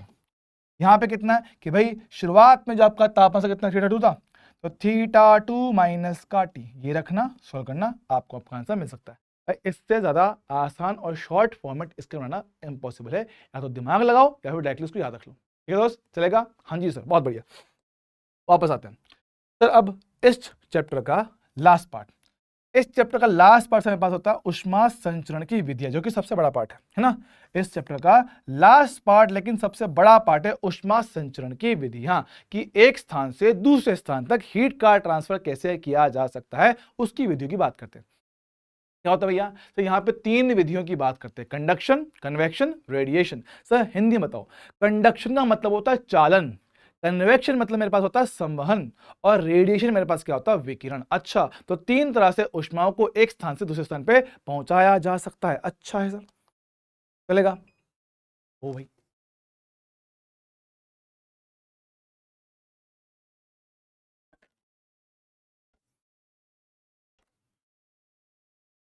चलेगा? जी हाँ सर। तो बात मैं कह रहा हूं, सुनिए सुनिए। सर कंडक्शन, सर कंडक्शन नाम सुना सर, चालन? हाँ सर, सर जैसे कि मेरे पास आपके पदार्थों के अंदर धारा बहता है, सब बिल्कुल कुछ वैसा ही है, कुछ वैसा ही है। क्या कह रहा है कि जो मेरे पास होते हैं धात्विक पदार्थ होते हैं, धातु मेटल्स जो होते हैं सर, उनके अंदर ऊष्मा हीट का ट्रांसफर एक जगह से दूसरी जगह पे होता है इलेक्ट्रॉन गैस ट्रांसफर की वजह से। मतलब कि ये धातु है, इसके बाद होता है मुक्त इलेक्ट्रॉन। तो जैसे आप इसको यहाँ पे गर्म करते हो, यहाँ पे जो इलेक्ट्रॉन है उस ऊष्मा को करते हैं अवशोषित, और दौड़ते हुए जाएंगे आगे, और आगे जाके ऊष्मा को ट्रांसफर करते चले जाते हैं। अच्छा, तो धातुओं के अंदर जो ऊष्मा का संचरण होता है वो आपका होता है मुक्त इलेक्ट्रॉन गैस ट्रांसफर की वजह से। और जो अगर मान लो के पास की कुचालक है, ऐसे पदार्थ जिनके पास मुक्त इलेक्ट्रॉन नहीं है, अधात्विक कण है लेकिन क्रिस्टल हैं, तो जितना अच्छा क्रिस्टल होता है सर, उसमें उतनी ही अच्छा ऊष्मा का संचरण होता है। क्या कह रहा हूं हमारे पास कि आपका क्रिस्टल संरचना है। क्रिस्टल अगर आपका जितना अच्छा होता है तो भैया जब आप पदार्थ को गर्म करते हो आपका होता है वाइब्रेशन, और क्रिस्टल के वाइब्रेशन से क्या होता है, ऊर्जा एक स्थान से दूसरे स्थान पे शिफ्ट होता चला जाता है। अब ये दोनों ही मेथड किसमें काम आते हैं, चालन। सर चालन में क्या होता है कि एक पदार्थ के अंदर अंदर ऊष्मा का हुआ ट्रांसफर। मान लो मेरे पास ये गर्म किया, आपने इसको यहां गर्म किया, ऊष्मा इसके अंदर होते हुए इस कोने तक पहुंच जाता है। अच्छा, तो जब पदार्थ के अंदर अंदर ऊष्मा का ट्रांसफर होता है, आप बोलते हो कि भाई ऊष्मा का जो ट्रांसफर है वो चालन से हुआ है, कंडक्शन से हुआ है। अच्छा सर, कंडक्शन के लिए बेसिक फॉर्मूला क्या होता है? सर हम यहां पे बात करते हैं भैया, एक तो हीट ट्रांसफर रेट की, एक बार थोड़ा ध्यान रखना, यहां पे हम लोग हीट ट्रांसफर रेट की बात करते हैं। यहां पे हम लोग हीट ट्रांसफर रेट की बात करते हैं, बोलो तो ऊष्मा संचरण की दर की बात करते हैं।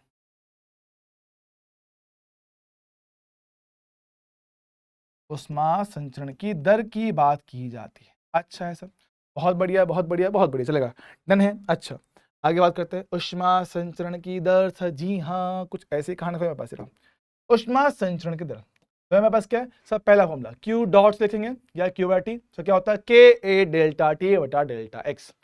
सर ए के क्या होता है सर, हम लोग बोलते हैं थर्मल कंडक्टिविटी, ऊष्मीय चालकता। थर्मल कंडक्टिविटी ऊष्मीय चालकता, जो कि सिर्फ और सिर्फ पदार्थ की प्रकृति पर निर्भर करता है, जो सिर्फ और सिर्फ क्या है, पदार्थ की प्रकृति पर निर्भर करता है।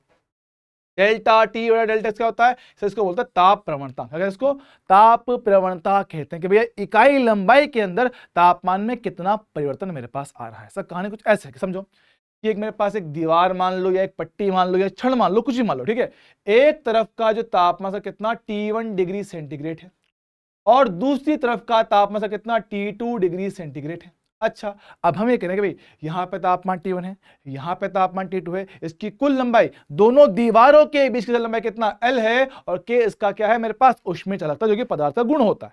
पदार्थ बनते से ही K आपका फिक्स हो जाता है सर, ठीक है। तो मेरे पास क्या है, अब अगर कह रहे हैं कि मान लो मेरे पास एक तापमान बढ़ा कि ये तापमान ज्यादा है, तो ऊष्मा का संचरण उच्च तापमान से निम्न की ओर होगा, ऐसे क्यू डॉट सर, ठीक है। क्यू डॉट हम लोग कह रहे हैं सर हीट ट्रांसफर मेरे पास यहाँ पे होगा। ये मेरे पास क्या फंडामेंटल फॉर्मूला है, इसी बेस मेरे पास क्वेश्चन होते हैं इस चैप्टर में, या तो क्वेश्चन स्पार्क से ज्यादा बनता है या फिर रेडिएशन से, ठीक है, बात समझते हैं। अब नोट कि सर जैसे हम लोग पढ़ते हैं कि सर कि किसी भी तार में जब धारा का प्रवाह होता है सर जी हाँ, तो धारा हमेशा उच्च विभव से निम्न विभव की ओर जाता है। बिल्कुल वैसे ही आपकी जो हीट होता है वो उच्च तापमान से निम्न तापमान की ओर जाता है। अब जैसे कि धारा के प्रवाह को रोकने के लिए, धारा के प्रवाह को रोकने के लिए हमारे पास आपका होता है एक प्रतिरोध, तापीय उसको प्रतिरोध बोलते हैं, इलेक्ट्रिकल रेजिस्टेंस है ना, इलेक्ट्रिकल रेजिस्टेंस को कहते हैं, ठीक है। तो धारा के प्रवाह को रोकने के लिए हमारे पास होता है रेजिस्टेंस। सब बिल्कुल वैसा है, बिल्कुल वैसा क्या बोल रहे हैं कि हमारे पास ऊष्मा के प्रवाह को रोकने के लिए भी पदार्थ के अंदर क्या होता है, एक तरह का प्रतिरोध होता है, जिसको क्या बोलते हो, ऊष्मीय प्रतिरोध उसको कहते हैं, थर्मल रेजिस्टेंस उसको कहते हैं, क्या बोलते हैं। तो तापीय प्रतिरोध L बटा K इंटू, L क्या है, इसकी लंबाई, K क्या आपका चालकता, ऊष्मीय चालकता, और A क्या है, वो एरिया जहां से आपका हीट जा रहा है, वो एरिया जहां से आपका हीट जा रहा है। बच्चों जो एक मिनट रुकेंगे यार, थोड़ी सी गर्मी सी लग रही है यहाँ पे, रुकना। तो क्या बोल रहे हैं मेरे पास, के पास तापीय प्रतिरोध है L बटा के ए होता है। तो जैसे हमने सब वहां पे ओम का नियम पढ़ा होगा, है ना, तो आपने क्या पढ़ा है, ओम्स का नियम पढ़ा हुआ है। ओम का नियम से क्या बोलता है कि धारा I बराबर विभवांतर बटे प्रतिरोध R। तो बिल्कुल वैसे ही, तो धारा का प्रवाह वहां होता है, यहाँ पे होता है ऊष्मा का प्रवाह। तो वो होता है आपका विभव के अंतर के कारण, यह ताप के अंतर के कारण। तो यहाँ पे होता है प्रतिरोध R, यहाँ पे होता है आपका तापीय प्रतिरोध, ऊष्मीय प्रतिरोध। सर R थर्मल, फॉर्मूला क्या है, L बटा के ए। L क्या होता है, लंबाई, क्या आपका ऊष्मीय चालकता, और A होता है मेरे पास एरिया, ठीक है जी हाँ सर।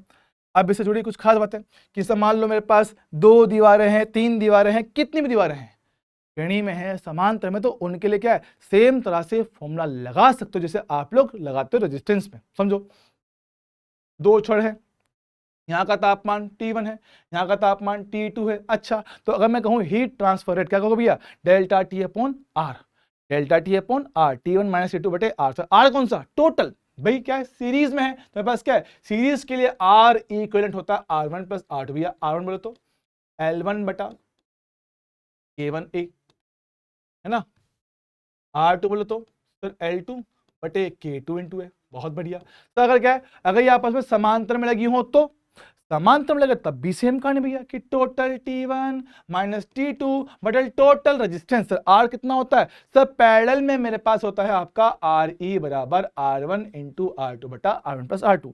ये आपने पढ़ा हुआ है करंट इलेक्ट्रिसिटी में। हाँ सर, तो सेम तरह से आप इसको यूज कर सकते हो। अच्छा, इसके अलावा क्या पूछ सकता है सर, इसके अलावा ये पूछ सकता है कि मेरे पास क्या है, इन छड़ों के लिए के तुल्यांक कितना है। मेरे पास क्या है, इन दो को हटा के सिर्फ एक छड़ लगाओ उसका के बताओ, इन दो को हटा के सिर्फ एक लगाओ उसका के कितना का।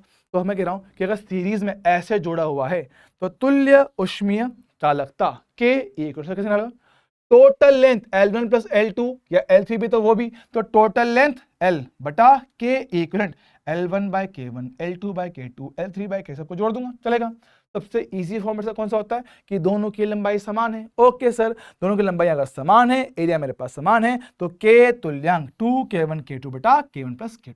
बहुत बढ़िया, शाबाश। सर अगर पैरेलल में है तो सर पैरेलल में के equivalent K1 A1 K2 A2 K3 A3। Sir ठीक है, सर डिवाइड में कितना, total area A1 plus A2 plus A3। Sir अगर सबके एरिया सेम है तो के इक्विवेलेंट K1 प्लस K2 बटा 2, K1 प्लस K2 बटे 2। सर जी हाँ जी हाँ जी हाँ, बहुत ही बढ़िया सर, शाबाश शाबाश शाबाश, एक नंबर, बहुत बढ़िया, वेरी वेरी गुड। चल ठीक है, आगे बात करता हूँ मेरे पास।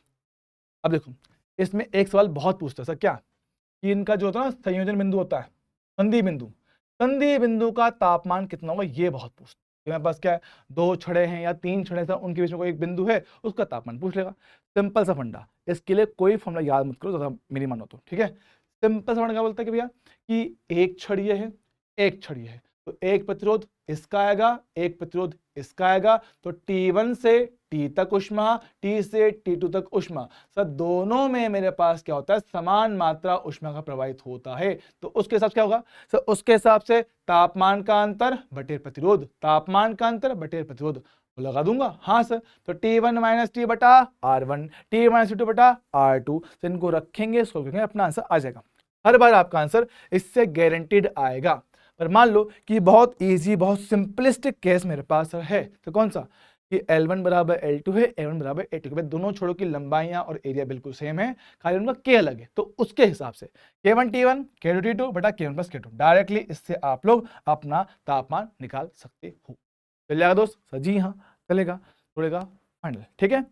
ओके, झील की सतह पे बर्फ का बनना, कि मतलब मेरे पास क्या, जहाँ पे बहुत ज्यादा ठंड होती है तो क्या होता है, तो झील का जो पानी होता है वो क्या जम जाता है, तो उस परत की मोटाई x1 से x2 होने का समय, उस परत की मोटाई को x1 से x2 होने में कितना समय मेरे पास लग जाएगा, उसकी जरा बात करते हैं। तो झील की सतह पे बर्फ का बनना, परत की मोटाई x1 से x2 होने का समय कितना होता है भैया, रो L बटा 2K theta x2 square minus x1 square. x1 क्या है, प्रारंभिक मोटाई, x2 क्या है, अंतिम मोटाई। सर रो क्या होता है, मैं रो मेरे पास है घनत्व, रो है मेरे पास जल का घनत्व या फिर जो भी मेरे पास द्रव है, ठीक है।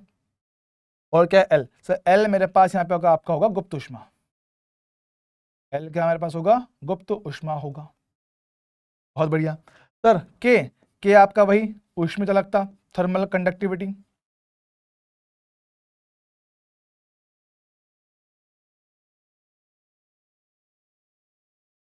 थर्मल कंडक्टिविटी, ठीक सर चलेगा। और उसका यहाँ पर क्या है, थीटा, थीटा मेरे पास क्या है, थीटा मेरे पास ताप का, बोले जल का ताप, बोलो नहीं जल का नहीं, जल के ऊपर हवा का ताप, जल के ऊपर जो हवा है उसका तापमान, ठीक है चलेगा, डन सर। क्या पानी है, पानी का तापमान जीरो है, लेकिन उसके ऊपर जो हवा होती है वो ज्यादा ठंडी होती है, इसलिए ऊष्मा का संचरण पानी से बाहर होता है, और पानी से जब ऊष्मा निकलेगा वो जम जाता है, ठीक है दोस्त चलेगा सर, जी हाँ जी हाँ जी हाँ, बहुत बढ़िया, शाबाश शाबाश शाबाश। अब इस चैप्टर का हमारे पास सेकंड कंडक्शन मोड है ना, सेकंड मोड, जिससे आप लोग हीट का ट्रांसफर कर सकते हो। सेकंड में आपका प्योरली थ्योरेटिकल है, इस पे क्वेश्चन आपके न्यूमेरिकल नहीं आता, यहाँ पे सिर्फ और सिर्फ थ्योरेटिकल कहानी मेरे पास होगा।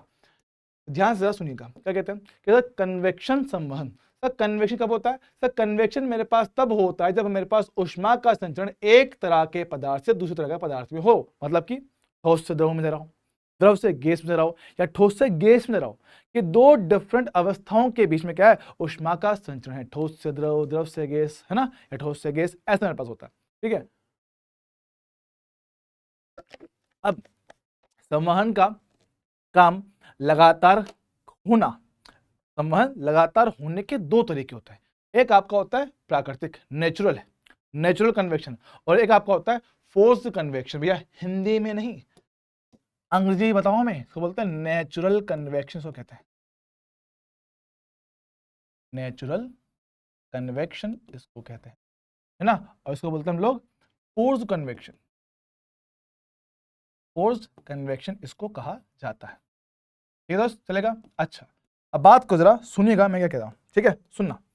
नेचुरल में भाई क्या क्या होता है, देखो क्या होता है, जब हम किसी द्रव को करते हैं गर्म, जब उसका तापमान बढ़ाया जाता है, तो द्रव का जो होता है डेंसिटी या बोले उसका घनत्व, है ना, वह द्रव का जो होता है घनत्व मेरे पास क्या होता है, वो कम हो जाता है। अच्छा, तो तापमान बढ़ाने पे द्रव का घनत्व होता है कम, मतलब वो हो जाता है हल्का। तो क्या होता है, गर्म करने पे जो द्रव यहां पर था वो गर्म हो गया, वो हो गया घनत्व कम वाला, और जो द्रव ऊपर है जो फिलहाल ठंडा है उसका घनत्व है ज्यादा, तो इसकी डेंसिटी कम, इसकी डेंसिटी ज्यादा, तो ज्यादा डेंसिटी वाला द्रव आ जाता है नीचे और कम वाला आ जाता है ऊपर से, क्योंकि हल्का है ना, हल्की सी जाती है ऊपर। अच्छा, तो जैसे ही ऊपर वाला द्रव नीचे आएगा, अब वो गर्म होगा, वो गर्म होगा तो उसकी डेंसिटी कम होगा, उसकी डेंसिटी कम होगा तो फिर वो ऊपर जाएगा, फिर अगला आएगा, फिर जाएगा, फिर जाएगा। तो ये काम अपने आप होता है, ये काम अपने आप हो रहा है ग्रेविटी की वजह से, हमने कुछ नहीं किया, ग्रेविटी के कारण ये काम अपने आप होता रहता है। ग्रेविटी नहीं होता तो सही बात है, ये काम नहीं हो पाता, लेकिन ग्रेविटी है, उसकी वजह से भारी चीजें लगातार नीचे आती है, हल्की वाली ऊपर जाती है, तो अपने आप द्रव का प्रवाह होता है, इसलिए आप क्या बोलते हो, नेचुरल इसको कहते हो।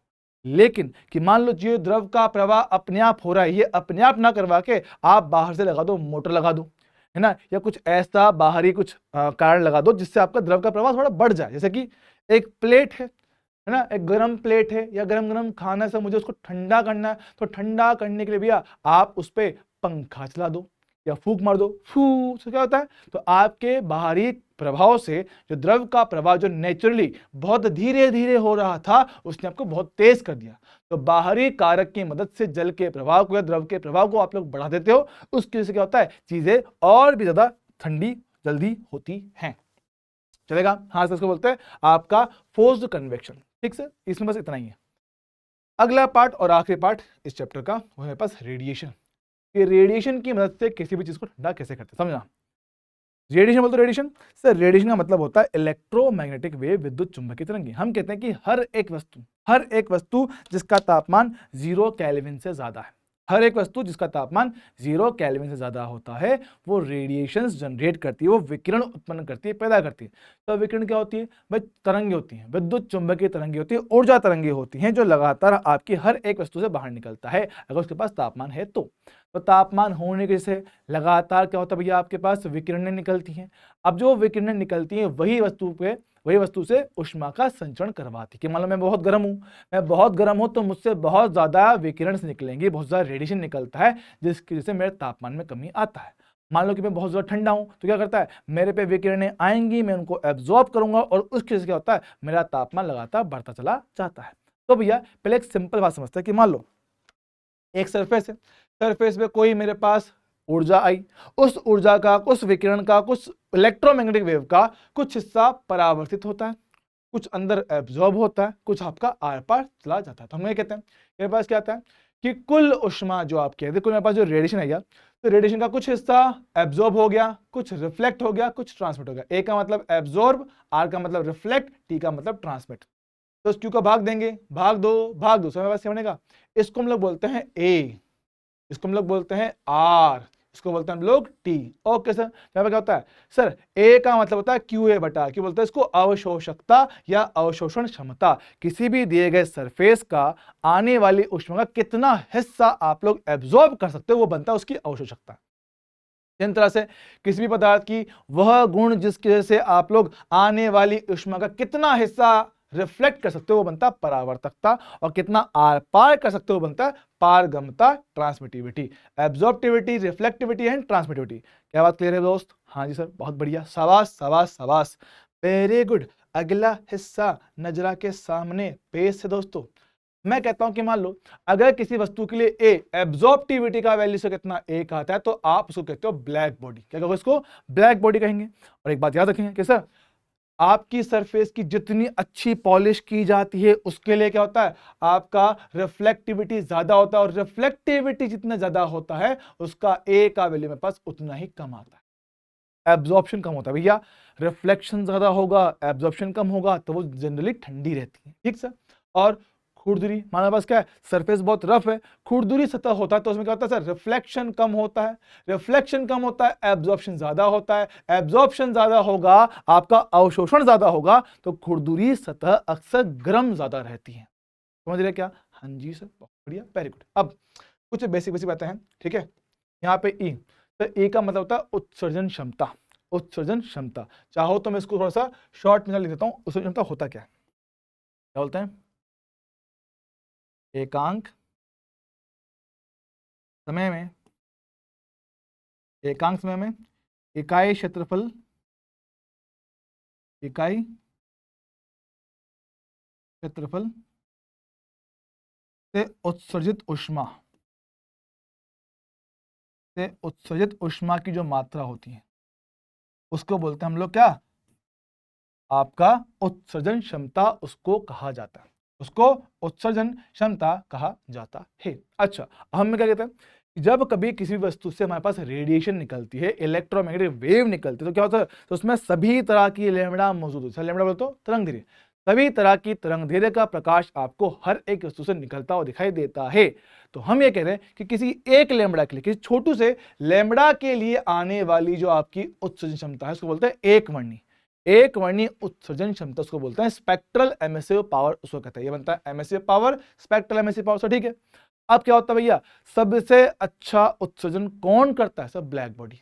दुनिया में सबसे बड़े कौन सा है? Black body. तो क्या होता है, हम किसी भी वस्तु की उत्सर्जन क्षमता का जब ब्लैक बॉडी से तुलना करते हैं तो वो क्या बनता है? ई, छोटू ई। तो छोटू ई बोले तो आपका उत्सर्जकता, इसको भैया अंग्रेजी में कहते हैं एमिसिविटी। एमिसिविटी, ओहो, एमिसिविटी इसको कहते हैं, एमिसिविटी इसको कहा जाता है। अच्छा, तो ई मेरे पास क्या आपका उत्सर्जन क्षमता से, ई भी क्या है, ई भी मेरे पास है ब्लैक बॉडी की उत्सर्जन क्षमता, ब्लैक बॉडी की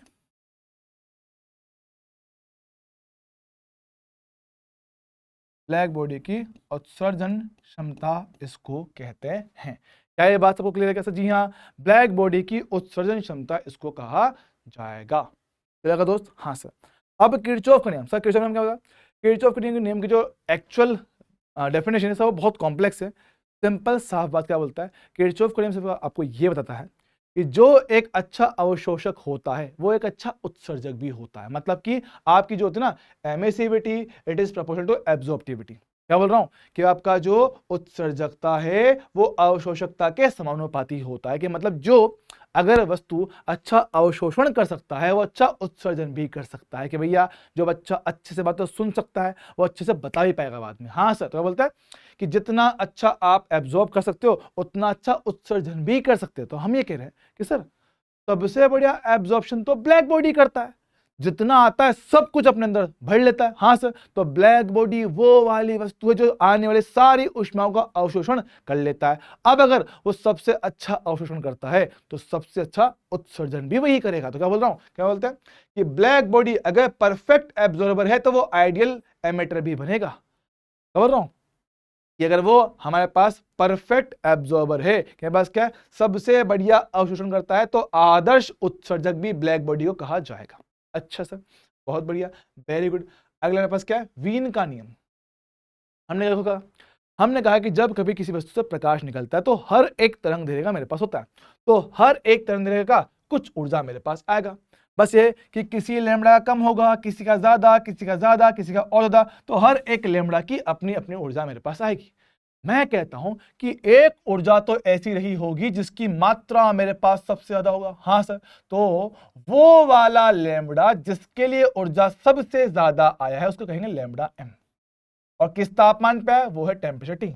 तो वीन के नियम के अनुसार lambda m into t, lambda m into t क्या होता है? मेरे पास हमेशा होता है नियत, हमेशा होता है नियत के मतलब अगर इस नियम के हिसाब से बात करो तो देखना मेरे पास क्या है, लैम्ब्डा एम जो है वो समानुपाती आ गया 1/t के। तो अगर अगर तापमान को बढ़ाया जाए, तापमान बढ़ाया जाए तो अधिकतम अधिकतम रेडिएशन के संगत जो लैम्ब्डा है उसका वैल्यू कम होता है। मतलब देखो तीन अलग अलग ग्राफ है, तो जैसे जैसे तापमान बढ़ाओगे हमारे पास एमिशन बढ़ता है, हमारे पास उत्सर्जन बढ़ता है, तो हमारे पास ग्राफ का एरिया बढ़ेगा। तापमान बढ़ाने पर ग्राफ का एरिया बढ़ेगा गारंटी के साथ। ठीक है, एरिया बढ़ रहा है, यस सर मैं कह रहा हूं, लेकिन जैसे जैसे तापमान बढ़ाओगे आपका अधिकतम ऊर्जा वाला बिंदु पीछे से लगता है। देख T1 के लिए लैम्ब्डा 1 ये रहा, तापमान बढ़ाया एरिया बढ़ गया, सर लैम्ब्डा अधिकतम वाला पॉइंट पीछे देखो यहां शिफ्ट हो गया। हाँ सर तापमान और बढ़ा वो पॉइंट और पीछे जाएगा। अच्छा, तो हम ये कह रहे हैं कि भाई जिसका लैम्ब्डा ज्यादा उसका तापमान मेरे पास कम आएगा। अच्छा, तो लैम्ब्डा 1 सबसे ज्यादा है, हाँ सर, फिर 2 फिर 3, तो लैम्ब्डा 3 सबसे छोटा, लैम्ब्डा 2 उससे बड़ा, लैम्ब्डा 1 उससे बड़ा, तो तापमान इसके उल्टे क्रम में आएंगे। T3 सबसे बड़ा होगा, T2 उससे कम होगा, T1 सबसे कम होगा। अच्छा, और भैया जो आपका होता है कांस्टेंट उसको बोलते हैं वीन नियतांक, उसको बोलते हैं वीन नियतांक, जिसका वैल्यू कितना होता है 2.89×10⁻³ ठीक सर, -3। बस रखो, सोल्व करो, अपना आंसर निकालो। तो बहुत बढ़िया, शाबाश। सर आपके श्वेत प्रकाश में होते हैं 7 रंग, हाँ सर 7 रंग होते हैं। तो 7 रंगों में विबग्योर हम जानते हैं कि लाल रंग के लिए तरंगदैर्घ्य सबसे ज्यादा होता है और बैंगनी के लिए सबसे कम होता है। तो भैया मेरे पास क्या है, आपका जो तापमान हमने साफ साफ कहा कि जो तापमान T है वो समानुपाती 1/λ के। हाँ सर, तो जिसका लैम्ब्डा ज्यादा उसका तापमान मेरे पास कम निकलेगा। सर ठीक है, तो हम लोग बोल रहे हैं कि बैंगनी की लैम्ब्डा सबसे कम होता है पर उसका तापमान सबसे ज्यादा होता है। लाल रंग के लिए लैम्ब्डा सबसे ज्यादा होता है लेकिन उसका तापमान सबसे कम मेरे पास होता है। अच्छा, तो जब कभी आप लोग कभी आग लगाओ, आग जलाओ, आग जलाओगे तो आप लोग देखोगे भैया कि लकड़ी से जलने वाली आग हमेशा लाल पीले रंग के रंग की होती है। तो लाल पीले रंग, लाल पीला रंग जो होता है उसका तापमान थोड़ा कम होता है, लेकिन वही आग जब आप लोग अपने घर में गैस सिलेंडर से जलाते हो वो आपको दिखता है ब्लू ब्लू, क्योंकि भैया उसका तापमान बहुत ज्यादा होता है। तो लकड़ियों से जलने वाली आग कम गर्म होती है और गैस वाली आग ज्यादा गर्म होता है। समझे क्या? हाँ सर समझा, ठीक है। लास्ट मेरे पास क्या है, स्टीफन का नियम। स्टीफन का नियम आपको ये बताता है कि भाई किसी वस्तु से कितना मेरे पास उत्सर्जन हो रहा है। क्या बोलता है, ब्लैक बॉडी के लिए उसकी जो होती है ना एमिसिव पावर, उत्सर्जन क्षमता है ना, ए बी समानुपाती होता है टी की पावर 4 के। टी की पावर 4 किसे होता है समानुपाती। सर समानुपाती हटाएंगे एक नियतांक आएगा सिग्मा, सिग्मा को हम लोग बोलते हैं स्टीफन नियतांक। तो यहाँ पे स्टीफन्स कांस्टेंट, स्टीफन्स कांस्टेंट इसको कहते हैं। कितना पास आएगा 5.67 × 10⁻⁸ ये पास होता है। किसके पास आएगा, ये आएगा आपका watt per metre square, yes watt per metre square per kelvin power 4, ठीक है, ये पास आएगा। चल ठीक है, तो बस सिग्मा का मान हो गया। अच्छा, सबने कहा है ये आपका होता है एकांक क्षेत्रफल के लिए, पता आगे मुझे चाहिए पूरे क्षेत्रफल के लिए। ये क्या था कि एकांक समय में इकाई क्षेत्रफल से उत्सर्जन ऊष्मा की मात्रा, इकाई क्षेत्रफल से। अगर मुझे टोटल एरिया के लिए चाहिए तो आप सिंपल एरिया से करोगे गुणा, एरिया से गुणा कर दोगे तो आपको ये मिलेगा हीट ट्रांसफर के भैया इकाई समय में कितना ऊष्मा गया, इकाई समय में कितना ऊष्मा चला गया, ऊष्मा संचरण की दर Q/T कितना सिग्मा A T की पावर 4। एक सर हमने कहा था कि नॉर्मल बॉडी के लिए जो आपका E होता है, नॉर्मल बॉडी के लिए जो आपका E होता है कहां गया, कहां गया, कितना E इंटू ई बी होता है। E क्या होता है एमिसिविटी, तो जो आपके फॉर्मूला है बस उसको छोटू ई से कर देंगे गुणा, तो छोटू ई से कर दिया गुणा, तो सिग्मा टी पावर 4 इंटू ई है ना, वहां पे क्या है सिग्मा ए टी की पावर 4 साथ में छोटू ई, बहुत बढ़िया। अच्छा, आया होता है कुल ऊष्मा संचरण। समझना कि मान लो कोई वस्तु आपका है, ठीक है वस्तु है, ये रहा वस्तु, वस्तु का तापमान कितना T है, ये आपका बाहर रखा है किसी वातावरण में जिसका तापमान कितना T नोट है। तो T नोट क्या है, T नोट है मेरे पास वातावरण का तापमान जो उसके आसपास बना हुआ है, वातावरण का तापमान, एटमॉस्फेयर का टेम्परेचर। ओहो बहुत बढ़िया सर, वातावरण का तापमान तो सर होता क्या है कि सर ऊष्मा है कुछ ये उत्सर्जित करेगा, कुछ तापमान आपका जो है ना, जो आपका वातावरण है वहां से ऊष्मा आएगी भैया, कि कुछ ऊष्मा मैं निकाल रहा हूँ, कुछ वातावरण से आ रहा है, तो कुछ मैंने दिया, कुछ मैंने ले भी तो लिया, तो भाई कितना दिया, T⁴, लिया कितना, वातावरण से T⁻⁴। तो कुल मिला के यह आपका होता है टोटल हीट ट्रांसफर जो वस्तु में तापमान बदलाव करता है। ये इतना उत्सर्जन कर रहे हो, इतना एब्जॉर्ब कर रहे हो, तो सिग्मा ए T⁴ ये निकाला, -T⁴ ये आपने एब्जॉर्ब कर लिया। ये मेरे पास क्या होता है, कुल ऊष्मा संचरण की दर होता है। चलिए दोस्त, और इस चैप्टर का लास्ट पार्ट से क्या बोलते हैं कि मान लो हमारे पास क्या हो रहा है, तापमान का अंतर, कि जब आपका T - T0 35 डिग्री सेल्सियस से कम होता है, जब ये होता है सर T0 क्या है, सर T मेरे पास वस्तु का तापमान, T0 क्या है, वातावरण का, वायुमंडल का तापमान। तो जब वस्तु में और वायुमंडल के तापमान में 35 डिग्री सेंटीग्रेड से कम का अंतर होता है, और तब हम उसके ठंडे होने की बात करते हैं, तो हम ये कहते हैं कि वस्तु में ताप परिवर्तन की दर, उसके शीतलन होने की जो दर है वो ताप अंतर के समानुपाती होता है। कि मतलब वस्तु में और वातावरण में जितना ज्यादा अंतर होता है उतना ही जल्दी वो ठंडा मेरे पास होता है। अच्छा, तो हम कहते हैं कि तापमान में परिवर्तन का दर समानुपाती है ताप का अंतर वस्तु और वातावरण का। अच्छा, तो भाई ताप में कितना परिवर्तन, T1 - T2, तो क्या है T1 - T2 क्या, ये दोनों मेरे पास वस्तु के तापमान के, वस्तु था इसका तापमान T1 से लेकर T2 तक क्या है, घट गया है। कितने समय में, T समय के अंदर। और सर बाहर कौन है, सर बाहर तो वायुमंडल है, तो वस्तु का तापमान T1 से T2 होने में T समय लगा, समानुपाती हटाएंगे एक नियतांक आएगा, वस्तु का तापमान -T0। सर वस्तु का तापमान कौन सा, तो वस्तु का तापमान तो लगातार चेंज हो रहा ना, तो यहाँ पे जो T बनता है ये T आपका बनता है औसत तापमान, T1 + T2 बटे का ये औसत तापमान।